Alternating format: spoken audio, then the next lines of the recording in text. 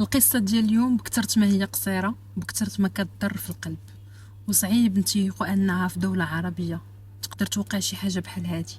صعيب حتى نتخيلوها، لحقاش موالفين تنسمعوها غير في القصص الأجنبية.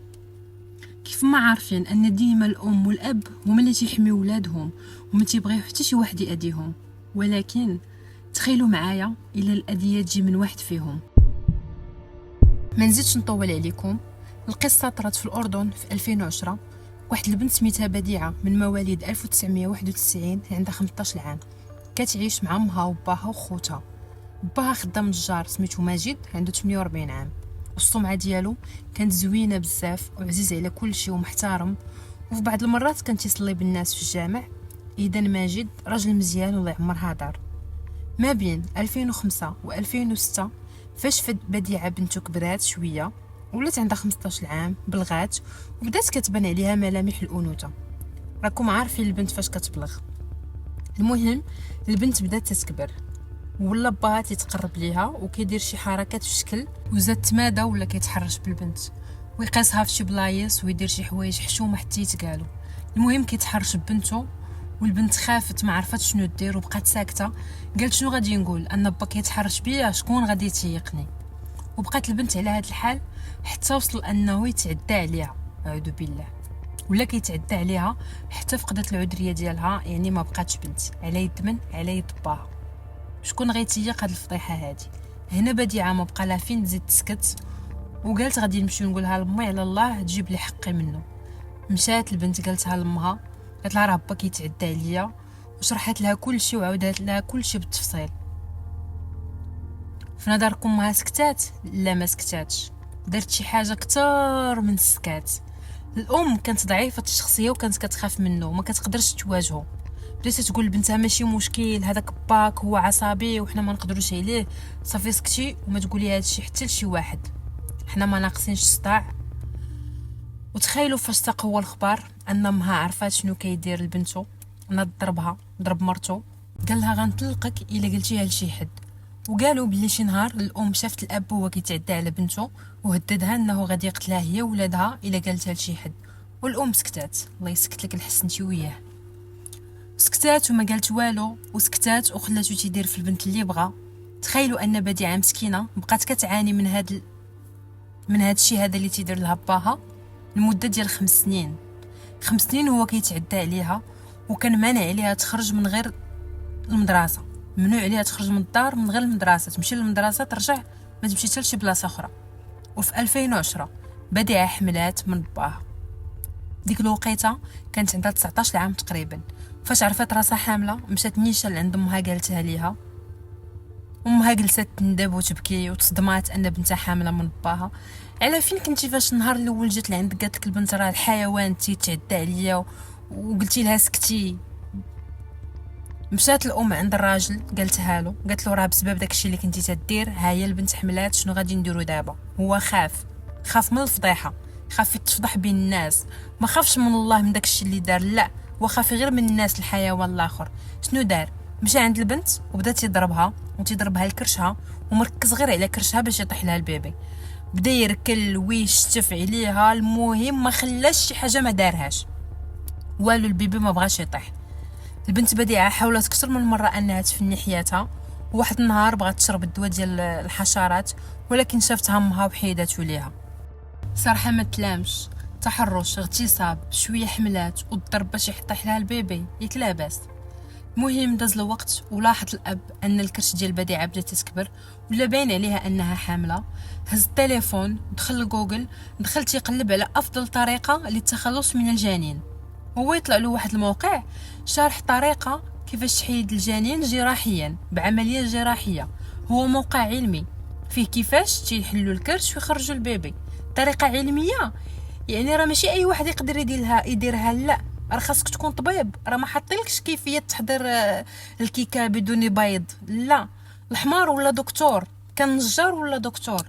فاش عرف الطريقه كتب داكشي اللي غادي يحتاج في ورقه ومشى للفرماسيان، شرا معقم للجروح ودوك الادوات ديال الجراحه، داك المشراط، قطن، فاسمال، كيناد النعاس، باش فين يدير العمليه ما تكونش البنت فايقه. شرا هادشي كامل ومشى للدار والنهار اللي قرر فيه انه غادي يدير العمليه قال لمرتو خدي الدراري وخرجي سيري لداركم، وهي داكشي اللي دارت، هزات ولادها وخرجات. عطى لبنتو منوم، فاش نعسات جرها للكوزينه ونعسها على ظهرها وربط ليها رجليها ورش البنج على كرشها باش تبنج البلاصه ديال العمليه. تحول من النجار للجراح وخدا داك المشرط وحل ليها كرشها وخرج البيبي بطريقه عشوائيه، بداك المشرط قطع بلاصتو وخرجوا من بلاصتو وداروا في ميكا، دار البيبي في ميكا والبيبي كانت عنده 5 شهور يعني راه كبير. ومن بعد سد البلاصه ديال العمليه بالخيط والابره، سد الكرش بالخيط والابره ديال الحوايج، الخيط والابره ديال الحوايج. فاش سالا الخياطه خلى البنت في الكوزينه ومشى.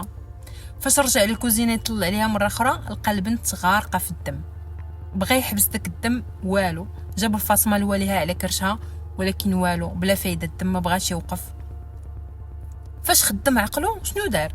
مشى جاب القهوه مطحونه وحطها ليها على كرشها باش يحبس الدم. الكالخ كان بنادم، القهوه راه كيديروها لشي واحد مضروب في راسو طايح على طبله شي ضربه خفيفه تيديروا القهوه ولا تيديروا الشونيه باش يحبسوا الدم ماشي فتحه. فاش شاف القضيه حامضه هز البنت وحطها في الناموسيه وصون على امها، قال لها اجي اعتقيني راني ما عرفتش ما ندير. جد دخلت للدار غير مشات للكوزينه ولقات الدنيا عامره بالدم وشافت الميكا اللي فيها البيبي، ومشات للبيت عند بنتها لقاتها كتموت. قالت لراجلها يديها للسبيطار. اشنو درتي في البنت؟ هزها ديها للسبيطار ولكن ما بغاش، وهز الميكا اللي فيها البيبي ودوك الادوات اللي خدم بهم في العمليه ولحهم في الزبل. قال لها غسلي داك المشرط باش حلها كرشه، قال لها غسليه من الدم، وهي اكيد ما تتقولش لا، غسلاته وحطاته فوق الماريو ديال بنتها. تخيلوا ان البنت في البيت كتموت وكتعذب من داكشي اللي طاري ليها، كرشها محلوله ومخيطه بالخيط والابره العاديين ديال الحوايج وداكشي معفن، وهما جالسين تنقيو ديك الروينه. والمصيبه انهم خلاوها هكاك حتى ماتت الله يرحمها. فاش دخلت عندها امها تشوفها لقاتها ميته، بقات كتغوت بطريقه هستيريه. تسمعوها الجيران، سمعوا غواتها وتجمعوا قدام باب دارهم تيدقوا عليهم، اش طاري عندكم؟ حلوا الباب، علاش كتغوتوا؟ ما حلوا لهمش الباب. ناض واحد من الجيران عيط للبوليس، جاو البوليس حلوا لهم الباب، دخلوا شافوا المجزره اللي طرات لداخل، هزوا بديعه داوها لمستودع الاموات. وهنا اخيرا هضرت الام وقالت للبوليس باللي راجلها هو اللي قتل البنت. داو لمركز الشرطه باش يبحثوا معاه واعترف بكل شيء، قال باللي تحرش بنته وتعدى عليها وحملت منه. فاش داو البديعه للمشرحه لقاو باللي سبب الوفاه كانت هي نزيف دموي حاد وتمزق في الرحم، وباللي الجنين عنده 5 شهور. اتهموا الاب بقتل بنته وتحكم بالاعدام شنقا بتهمه القتل العمد والاغتصاب والاجهاض، 3 ديال التهم. وقبل ما يتنفذ فيه الحكم مرض في الحبس بالمعده، خداوه للطبيب ولقاو عنده سرطان، من مورا 2 ديال السيمانات زاد عليه الحال وبقى هكاك حتى مات قبل ما يتعدم. عدمو سيدي ربي الله يرحمه. والبنت الله يرحمها حرمها من الحياه ومن الطفوله، الله يحرمه من الجنه. وعلى ما قالوا ان الام ما تحكماتش، وانا تنشوف انها حتى هي كان خاصها تعاقب عقاب شديد، حتى هي كان خاصها تحكم بالاعدام ولا بالمؤبد ولا شي حاجه، لانها كانت عارفه كل شيء. اقل حاجه سيري عند البوليس واخا هددك شنو غادي يطرى؟ واش مازال غطرى شي حاجه اكثر من داكشي اللي طرى لبنتك؟ خايفه يطلقها ومن بعد ومن بعد هي وديك البنت مسكينه حتى هي شنو؟ حتى هي خاصها الاعدام. المراه حتى هي الام خاصها الاعدام لانها ام انانيه، فضلت تسكت على انها تطلق من داك الوحش. بعض الوالدين ما تيستاهلوش كلمه الوالدين، ما تيستاهلوش يكونوا عندهم ولاد اصلا، قلبهم ما فيه لا رحمه لا شفقه. بحال هاد الحمار كيفاش واحد تعطيه خاطرو يتعدى على بنته من دمو ولحمو. وحنا عارفين ان كاينين بزاف ديال الحالات بحال هادي وكيعانيو، ما خاصكمش تسكتوا، خصوصا دابا كاينين التليفونات، كاين السوشيال ميديا، كاين كلشي. عيط على اقرب مركز ديال البوليس. هضرتي مثلا مع امك ما دارت والو، نهضر مع شي حد اخر من العائله. الا ما دار والو البوليس ما تسكتوش، ما تخليو حتى شي واحد يقرب لكم ولا يحط عليكم يديه، اولا شي حد دار شي حاجه هكا ما تسكتوش. هاد النوع هادو راه تيكونوا خوافين، هادو هما اللي تيقولوا عليهم تيخافوا ما تيحشموا.